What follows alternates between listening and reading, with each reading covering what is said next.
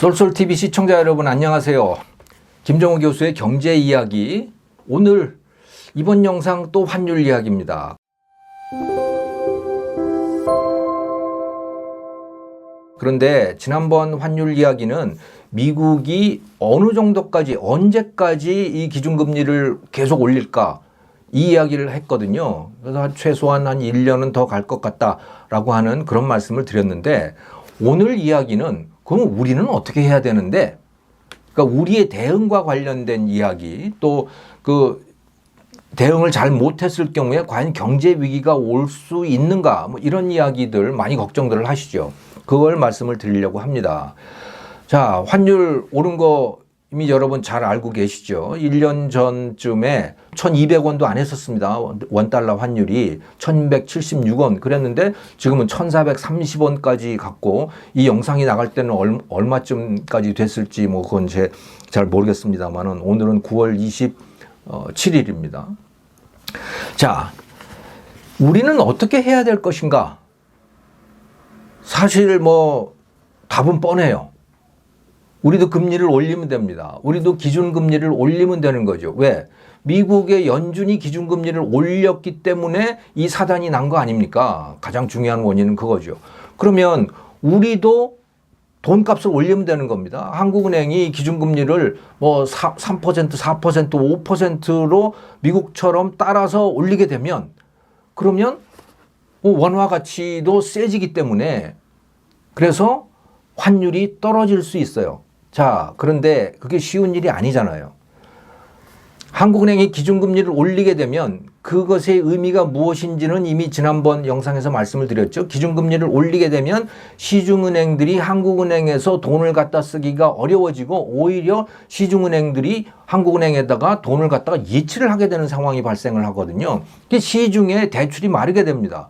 그만큼 대출금리가 오르게 되죠. 대출금리가 오른다 하면 주택 대출을 받아서 주택 산 사람들, 또 자영업 하시느라고 또 대출 받은 분들 금리 부담이 엄청나게 올라가게 되잖아요. 지금도 뭐 주택 대출 금리 6%, 7%로 올라간다고 아우성을 치는데, 그게 한국은행이 기준금리를 더 올려서 시중금리가 주택 대출 금리 갚아야 되는 게 뭐 연 8%, 9%, 10%로 가게 되면 그야말로 아우성이 날 수가 있는 거죠.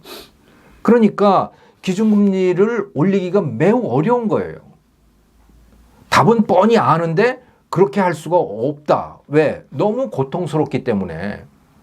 또 그게 단순히 대출 받은 사람의 고통에서 끝나지 않고, 그만큼 그렇게 시중금리가 올라가게 되면 연체하는 사람도 늘어나게 되고, 연체가 늘어나게 되면 시중은행들의 부실채권이 늘어나게 되고 은행의 신용도가 떨어지게 되고 하는 이런 그 연쇄적인 사태로 이어질 수가 있거든요. 그러니까 환율을 잡기 위해서 가장 뻔한 답은 우리도 기준금리를 올리는 건데 그거 하기가 쉽지가 않다라고 하는 거예요.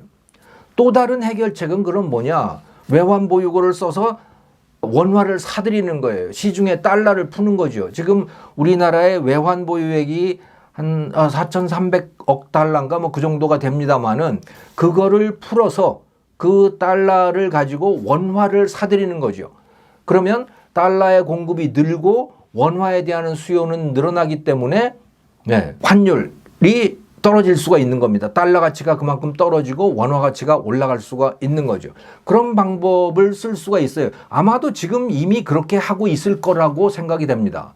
이게 사실은 이렇게 한다는 이야기는 이게 바로 환율 조작이거든요. 그래서 미국이 얼마 전 같으면 환율 조작국이라고 하는 그런 제도를 운영을 해왔잖아요. 그래서 당신들 환율 조작하는 거 아니야?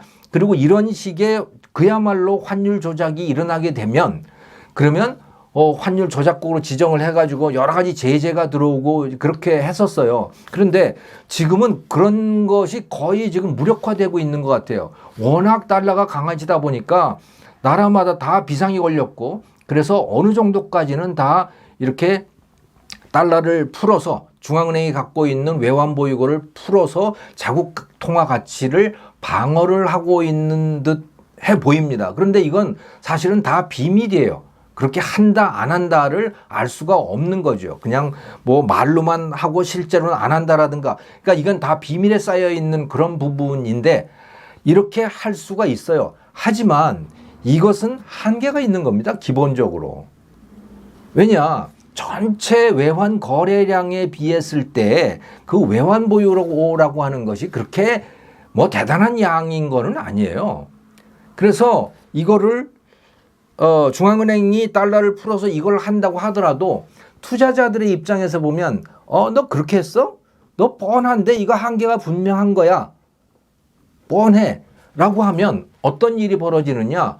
공매도 현상이 나타날 수가 있는 겁니다. 그러니까 투자자들의 입장에서는 그러면 네가 그렇게 했지? 근데 이거 분명히 조금 시간 지나면 다시 원상복구가 될 거야. 환율이. 그러니까 나는 이제 너하고 거꾸로 할 거야. 그래서 소위 공매도라고 하는 걸 할 수가 있는 거죠. 뭐 여러분 그 아시죠? 주식 가지고도 이제 공매도를 할 수도 있고 또 이 통화를 가지고도 공매도를 할 수가 있는데 그렇게 거꾸로 투자자들이 투자를 할 수가 있는 겁니다. 그러니까 이 외환 보유고를 투자를 해서 달러를 풀어서 원화를 사들인다.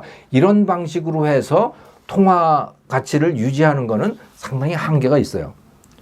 근데 아마 조금씩 부분적으로는 하고 있을 것이다. 이렇게 생각이 됩니다. 하지만 근본적인 해결책은 아니다. 근본적인 해결책은 금리를 올리는 것인데 우리도 그렇게 하면은 너무 고통스럽기 때문에 이건 또 하기가 힘들다라고 하는 그런 말씀이었고 또 다른 하나의 해결책 이거는 우리가 할 수 있는 게 아니고 미국이 해결해 줘야 되는 문제인데 그것은 바로 통화 수합인 거죠. 한미 통화 수합. 그러니까 한국은행과 미국 연준이 서로 계약을 맺는 겁니다. 합의를 보는 거죠. 그래서 자, 몇백억 달러까지는 연준이 달러로 준다. 한국은행에다가 빌려준다. 그러면 한국은행은 그거에 대한 담보로 원화, 거기에 해당하는 원화를 연준에다가 갖다 맡깁니다. 그게 수합이에요. 수합이라고 하는 게 서로 교환이거든요. 그렇게 해서 달러를 연준이 제공을 해준다. 한국은행에다가. 이렇게 해주면 이게 미국이 한국의 원화를 방어를 해주는구나 라고 하는 인식이 생겨나게 되고 그래서 원화의 가치가 높아질 수 있습니다. 이게 뭐 2008년 외환 위기 때도 그러했고 또 코로나 직후에 2020년 초에 또 이렇게 해주어서 그걸 가지고 이 원달러 환율이 급등할 때 이 문제를 해결했던 경험이 있는 거죠. 정확히 얘기하면 미국의 연준이 한국은행에다가 통화 수합을 제공을 해주면 이 문제가 상당 부분 해결이 될 수가 있습니다. 자, 그런데 미국은 과연 그걸 해줄 것인가? 여기에 두 가지의 지금 장애물이 있어요. 하나는 뭐냐? 이것은 한국에다만 해주는 게 아니다는 거예요. 그러니까 미국이 통화 수합을 제공해주는 나라가 지금까지 보면 15개 나라입니다. 15개국인데 그중에서 6개 나라는 이건 상시로 통화 수합이 이루어지고 있어요.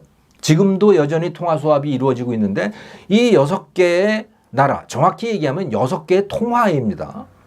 6개의 돈인데 이것은 소위 기축통화라고 불리는 그런 돈들이죠. 그래서 유로, 또 일본의 엔화, 캐나다 달러, 스위스 프랑, 또 영국 파운드 뭐 이런 돈들이에요. 이게 6개 돈에 대해서는 상시로 미국의 연준과 통화 수합이 체결되어 있어요. 그래서 늘 뭐 몇백억 달러까지는 뭐 서로 그렇게 돈을 교환한다. 문제가 생기면 돈을 빌려준다라고 하는 이런 계약인 거예요. 자, 그런데 15개 나라 중에서 9개 나라, 한국도 그 속에 들어갑니다만은 9개 나라. 그래서 한국, 브라질, 뭐 싱가포르 뭐 이런 나라들이에요. 소위 이제 개도국인데 좀 잘 사는 선진국 수준의 개도국. 하지만 그 나라의 통화가 국제 통화라고 불리기에는 부족한 그런 나라들입니다. 거기에 중국은 빠져 있어요. 근데 원화는 거기에 들어가 있습니다. 이 9개 나라에 대해서는 2008년 외환 위기 때 처음으로 통화 수합을 같이 해줬죠. 그러니까 이것은 묶어서 해줬어요. 한국에 대해서만 해준 거 아니고 브라질에 대해서만 해준 게 아니고 이 나라 9개 나라에 대해서 같이 해준 거죠. 그리고 코로나 때도 다시 그 9개 나라를 묶어서 또 같이 해줬어요. 그런데 2021년 12월 말, 작년 12월 말에 그 통화 수합이 종료가 됐습니다. 9개 나라가 다 동시에 종료가 됐어요.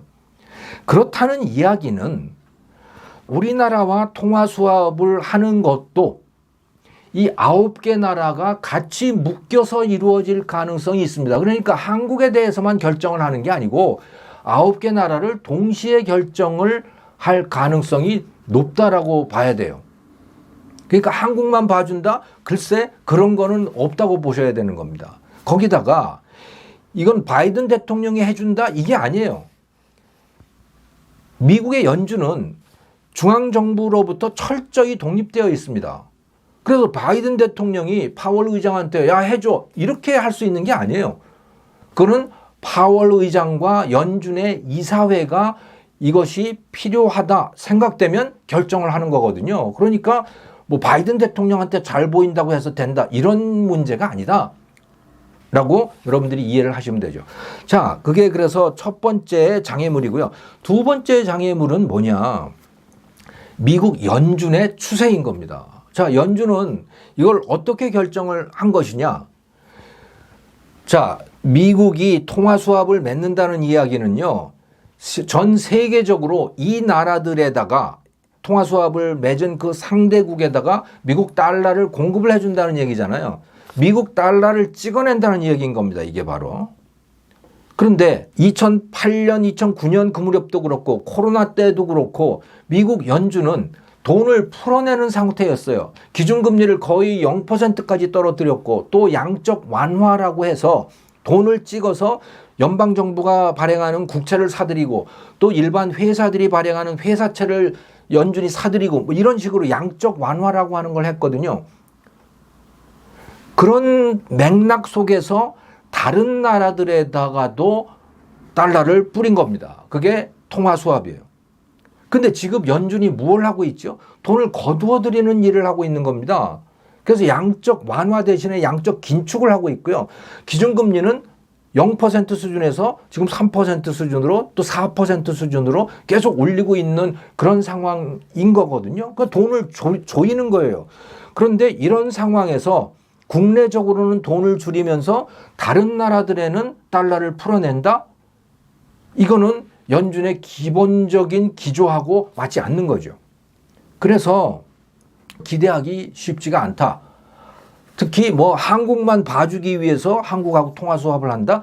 이거는 연준의 기본적인 기조하고 지금 맞지 않는 상황인 겁니다.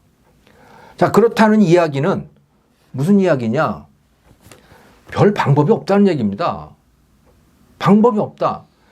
유일한 방법, 가장 확실한 방법은 기준금리를 올리는 것인데 그건 너무 고통스럽다.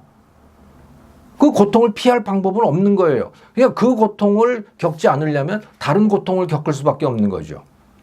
고환율을 겪어야 되는 것이고 고환율은 바로 우리나라에서 자본이 빠져나가는 것을 뜻하는 것이고요. 네. 그만큼 이제 우리가 고통스럽다. 수입 물가가 올라간다. 그래서 식품 가격이 올라가고 라면 가격이 올라가고 하는 이런 것들을 견뎌낼 수밖에 없는 것이죠. 자, 그러면 이거는 우리에게 외환 위기로 이어질 것인가? 이것은 다음 영상에서 말씀을 드리겠습니다. 자, 오늘 환율 이야기 이 정도로 마치겠습니다. 수고하셨습니다.